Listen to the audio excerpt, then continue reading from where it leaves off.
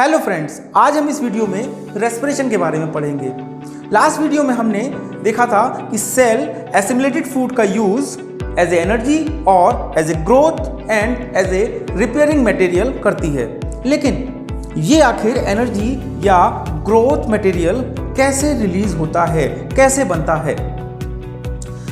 Suppose हम कोई खाना खाते हैं तो उसे प्रोसेस करते हैं, यानी कुकिंग करते हैं, तब वो हम लोग खाना खाते हैं। इसी तरीके से जो एसिमिलेटेड फूड सेल में जाता है वो पहले ब्रेक होता है। और ब्रेक कैसे होता है? With the help of oxygen.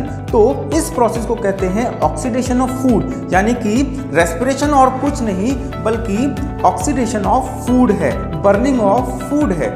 जब एसिमिलेटेड फूड सेल में जाता है तो माइटोकॉन्ड्रिया में with the help of oxygen वो फूड ऑक्सीडाइज्ड होता है, जिससे कि एनर्जी रिलीज होती है, साथ में carbon dioxide and water vapour release होते हैं। इस कार्बन डाइऑक्साइड और वाटर वेपर को एलिमिनेट करना बहुत ज़रूरी है बॉडी से, क्योंकि ये कार्बन डाइऑक्साइड बहुत ही हार्मफुल होगी अगर ये बॉडी में रह जाएगी। लेकिन अगर जो वाटर वेपर है वो बॉडी में रह जाए तो वो हार्मफुल नहीं होगा, बल्कि वो बेनिफिशियल होगा। तो कह सकते हैं कि जो कार्बन डाइऑक्साइड है वो मेनली हमारा वेस्ट प्रोडक्ट है in the process of respiration. लेकिन रेस्पिरेशन में जो एनर्जी रिलीज होती है वो एनर्जी आखिर स्टोर कैसे होती है? सपोज हमारे पास पैसे हैं, बंडल ऑफ नोट है और हमें कोई चीज़ खरीदनी है शॉप से, तो हम क्या करेंगे? क्या पूरा बंडल ऑफ नोट उस शॉपकीपर को दे देंगे? नहीं, हम उस बंडल ऑफ नोट में से एक नोट निकाल के शॉपकीपर को देंगे और जो सामान हमें चाहिए होगा हम ले लेंगे। ठीक इसी तरीके से जब रेस्पिरेशन में माइटोकॉन्ड्रिया में एनर्जी रिलीज होती है तो वो एनर्जी एटीपी की फॉर्म में कन्वर्ट होती है, एटीपी के फॉर्म में स्टोर होती है। और बॉडी को जब भी उस एनर्जी की और जितनी एनर्जी की ज़रूरत होती है उसे वो एटीपी के फॉर्म में यूज़ करती है।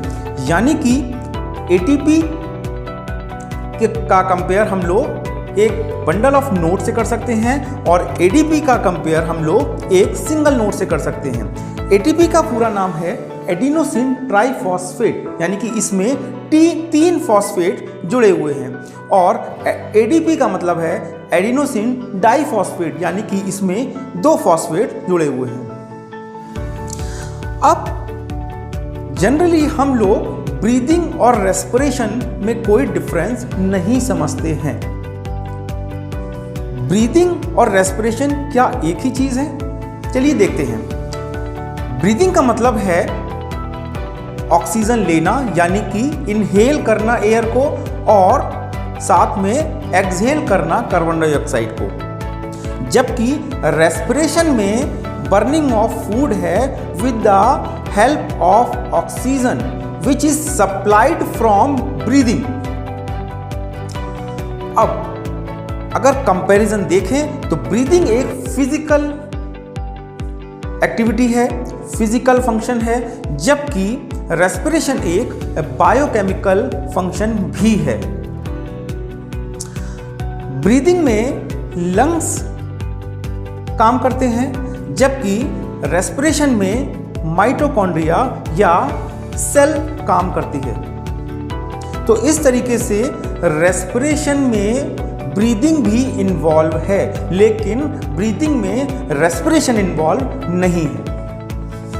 तो ब्रीदिंग एक अलग चीज़ है और रेस्पिरेशन एक अलग चीज़ है। अगर आपसे कोई पूछे कि what is the difference between breathing and respiration, then breathing is only inhale the oxygen and exhale the carbon dioxide, while respiration involves oxidation of food with the help of oxygen which is supplied by breathing.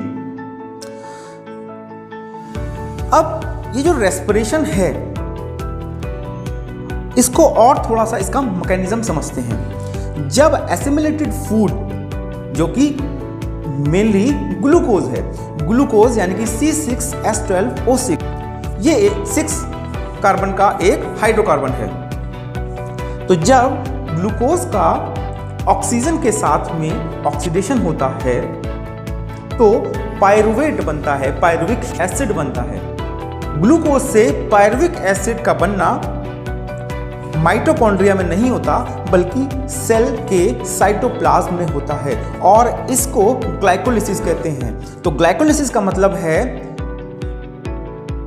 Glucose का pyruvic acid में convert होना और pyruvic acid को pyruvate भी कहते हैं। ये pyruvic acid with the help of oxygen mitochondria में ऑक्सीडाइज्ड होता है and then after energy carbon dioxide and water vapour release होते हैं। अब क्या रेस्पिरेशन एक ही टाइप का होता है या रेस्पिरेशन कई टाइप के होते हैं? रेस्पिरेशन बेसिकली दो टाइप के होते हैं, एक एरोबिक रेस्पिरेशन और दूसरा एनएरोबिक रेस्पिरेशन। एरोबिक का मतलब है विद एयर, यानी कि ऐसा रेस्पिरेशन जो कि in the presence of oxygen होता है, उसे एरोबिक रेस्पिरेशन कहते हैं। जितने भी कॉम्प्लेक्स एनिमल्स हैं वो सारे के सारे एरोबिक रेस्पिरेशन करते हैं। एरोबिक रेस्पिरेशन में जब एसिमिलेटेड फूड सेल में जाता है और उसका ऑक्सीडेशन होता है तो एटीपी यानी कि energy, carbon dioxide, water release होता है। एनएरोबिक रेस्पिरेशन में एनएरोबिक का मतलब है विदाउट एयर, यानी कि ऐसा रेस्पिरेशन जो ऑक्सीजन के एब्सेंस में होता है उसे एनएरोबिक रेस्पिरेशन कहते हैं। Anaerobic respiration micro organism like yeast and other bacterias में होता है। इस एनएरोबिक रेस्पिरेशन को फर्मेंटेशन भी कहते हैं। एनएरोबिक रेस्पिरेशन में दो प्रोडक्ट बनते हैं, डिपेंड करता है कि वो एनएरोबिक रेस्पिरेशन एनिमल में हो रहा है या प्लांट में हो रहा है। जब एनएरोबिक रेस्पिरेशन माइक्रो ऑर्गेनिज्म या प्लांट्स में होता है तो ग्लूकोज इथेनॉल में कन्वर्ट होता है और साथ में small amount of energy release होती है। जबकि जब ये एनएरोबिक रेस्पिरेशन एनिमल्स में होता है तो ग्लूकोज लैक्टिक एसिड में कन्वर्ट हो जाता है। अब एनिमल की अगर हम लोग सोचें कि एनिमल में आखिर एनएरोबिक रेस्पिरेशन की क्या ज़रूरत है, तो जब हम लोग एक्सटेंसिव एक्सरसाइज या हैवी वर्कआउट करते हैं तो हमें ज़्यादा एनर्जी की ज़रूरत होती है, हमारे मसल्स को बहुत ज़्यादा एनर्जी चाहिए रहती है।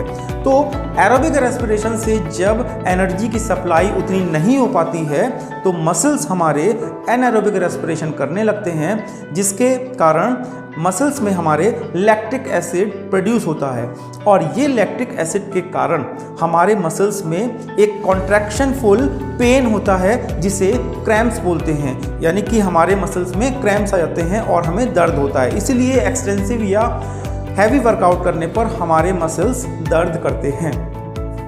अब आखिर डिफरेंस क्या है एरोबिक और एनारोबिक रेस्पिरेशन में?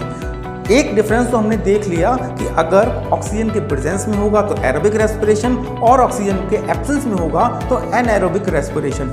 लेकिन जो सबसे बड़ा डिफरेंस है वो है अमाउंट ऑफ एनर्जी का।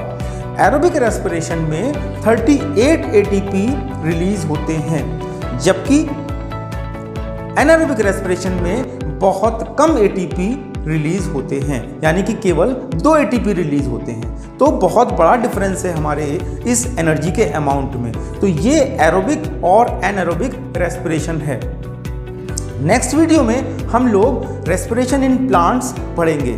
तब तक के लिए थैंक यू।